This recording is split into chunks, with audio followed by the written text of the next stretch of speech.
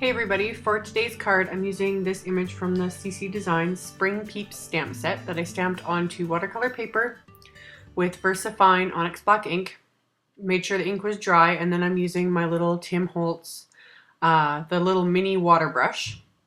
So just getting the area of the first peep wet, and then I'm going in with my Spun Sugar Distress marker and just coloring just around the edges. Just scribbling the color on and then pulling the color in with my water brush. So super easy to do. I've kind of shown all this before, but you want to use watercolor paper for a technique like this. If you use just regular cardstock, pretty much guaranteed your cardstock's going to pill and you're not going to get the same sort of effect, really. And then dampening it before you use the marker, it just makes the marker blend easier. The distress markers, they do watercolor really nicely, but it just makes it even easier if you kind of wet the area you're working on first. And then with one like this, I'm kind of jumping around doing just one peep at a time, and then that way they don't blend into each other as much. But you can also just take like your heat tool or a hairdryer if you wanted to and just dry each area before you go on to the next one. Again, I've shown that in other videos when I use these. And then between each color, I just quickly wipe off the little water brush so that I'm not muddying up the colors at all. But yeah, little images like this are really easy because you don't have to be precise with the color. You can just kind of scribble it on and it just goes really well. And then yeah, you just pull the color in to the center of the image and then you've got kind of some shading going on there and it just looks nice. So really easy. So once I did all four of the little peeps, I just colored in their little beaks with the Spice Marmalade Distress marker. I didn't bother watercoloring it or anything. I just colored it straight on with the marker, left it like that, and then went on and did the little wagon. So same idea, got it wet, colored the marker around the edges, and then just pulled the color with the water brush. And I've shown other videos too where you can just scribble the marker onto like a piece of plastic or an acrylic block or something and kind of use that as a palette and pick it up with your water brush. So you could do it that way. There's kind of all kinds of things you can do when it comes to these markers. So that's just one of the many ways. And then anyway, I did the little wagon, then the leaves, sorry, and then the little flower. And then for the wheels, I'm just using the pumice stone, and I never remember how to pronounce that, but anyway, the gray one. So added that for the little tires, and then I just left the centers blank. I just didn't feel like coloring them. I thought they looked fine as is. And then for the ground, got the area wet, and then I'm just using the Vintage Photo marker. So got it all damp, and then just colored the marker on the top area of where I'm going to color the ground. And then just used the water brush to pull the color down.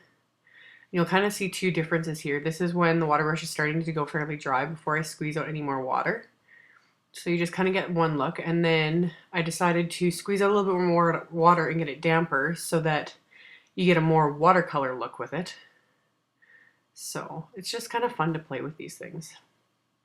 But yeah, did that, and that was it for the main image.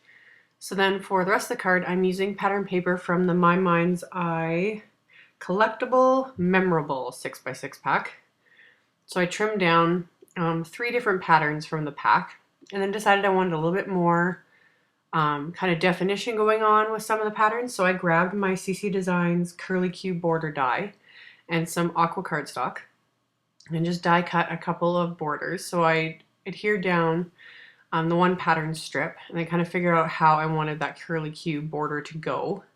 And once I was happy with that, I'm just using my Tombow Mono Multi, and I find the easiest way with more intricate die cuts like this is just to use my Tombow Mono Multi and then very lightly just kind of dab it on the top areas and the bottom areas. I'm not going to cover the entire thing. Some people, if you want, you could run it through like a Xyron machine to completely cover it with adhesive, but I find this works just as well, and it gives me a little bit more wiggle room. And if you apply it lightly enough, you won't have glue oozing out everywhere. So press those down, adjusted it a little bit, got it how I wanted it, just like so. I thought it looked so cute. And then just flip the card front over and just use my scissors to trim off any of the pieces that came over the edge. So did that, and then I'm going to adhere that little green piece of pattern paper. So Once I've got that adhered and then kind of figure out how I'm going to have my layout going, I grabbed my trusty pink AmyR's ribbon that I've been using on every single card lately so far. Again, it's sitting on my desk and it just goes with everything. So yeah, I just wrapped that around the card front, as always, taped it down with my Scotch tape, and then grabbed a second separate piece to tie in a bow. Yeah, I'm kind of almost running out of this particular ribbon. I'm going to have to order some more because I can't stop using it. It just ends up working with all my color schemes.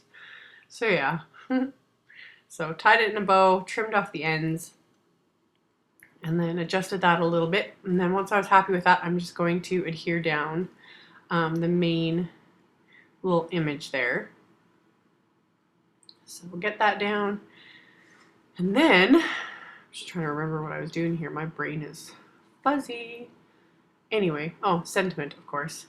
The sentiment is from my So Wordy stamp set. So VersaFine Onyx Black ink again, and just stamped it onto some Kiwi Kiss cardstock. This is from Stampin' Up, so it's retired. It was one of the in colors. I think last year or the year before, not sure. But stamped that onto the cardstock and then just adhered that down after punching it out with a circle punch. And then I grabbed my CC Designs Eggs die and just die cut 2 different little pattern papers from the same pack. And I always find when you have little die cuts like this, they look better most of the time if you kind of either sponge the edges or use a marker or something. It just kind of makes them look not so flat. So I used my Memento Bamboo Leaves for the one pattern, and then I grabbed my Rosebud ink for the second one and just sponged those edges up a bit, and it just kind of finished them off and made them look nicer, in my opinion. So with adhering that one, since it was going to go over the ribbon, I just used my ATG adhesive again, because if you use something liquid like the Mono Multi, it's just going to absorb into the ribbon and it's not going to adhere very well. So the other little one, since it's going over the paper, I just used the Mono Multi and that worked just fine. So the card front's now finished. So as always, more adhesive, and then I'm going to adhere that to the card base, which is again the Kiwi Kiss cardstock. So a little bit of continuity there with the sentiment and then the card base. And then for the inside of the card, I'm using the exact same pattern papers, just flipped a little, the ones left over from cutting the front. That way you have less scraps. So it just kind of makes life easier. And then I die cut 2 more of the little curly Q die and the aqua colored cardstock. So adhered those really quick, just so that everything is kind of matchy-matchy. And then added that little green piece of pattern paper. And then I just die cut another piece of white cardstock with the same scalloped oval die for a place to write something to the recipient. So got that into place, and then I still had 2 little egg die cuts left over from the ones I had cut for the front. So I just reused those up on the inside of the card and decided not to go with a sentiment. So same thing, quickly sponge the edges so that, again, everything's matchy-matchy, not flat looking. And then just Mono Multi to adhere them. So I decided not to go with any sentiments on the inside, just because I just thought it looked cute as is and it wasn't needed. So did that, and I'm going to adhere that to the inside of the card. And then of course, as always, I didn't want to leave the card front completely bare and boring. So I grabbed my crystal stickles and just embellished like the 2 little die cut eggs. So just kind of embellished the stripes on the one, and then the little circle-y areas, added that.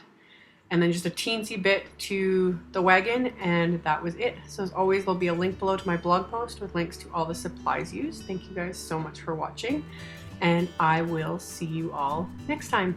Bye!